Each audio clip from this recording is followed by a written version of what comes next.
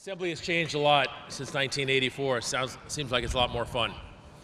My son Patrick Rice, who's a sophomore here at Jesuit, he and I went to the Sugar Bowl, and we decided, like many of you, probably to watch we want to see the end of the Rose Bowl. So we started walking down to Reginelli's Pizza, and I suggested we walk under the covered parking of the Superdome because it was freezing cold, even colder than now, a lot colder than now. We sat down, and a homeless person sat right next to us. After a few minutes, he got up and walked back outside into the freezing, blowing, windy cold.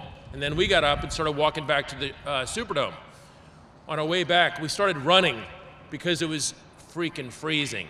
And I remember thinking to myself, that homeless person is going to be spending the entire night outside.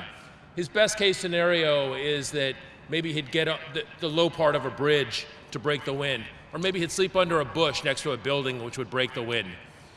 So anyway, as the young guy, as Josh said, I perform weekly at the Harry Thompson Center.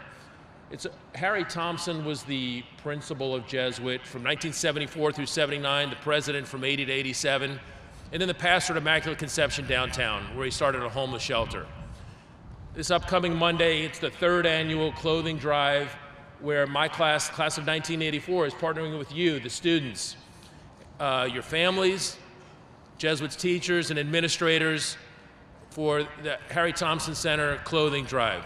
We're asking you to consider donations of hats, shirts, pants, jackets, hoodies, sweaters, sweatpants, and so forth. Bins will be located around the school.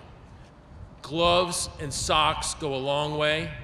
Homeless people don't care whether their clothes match, they just care whether they keep them warm. Thanks in advance for your donations.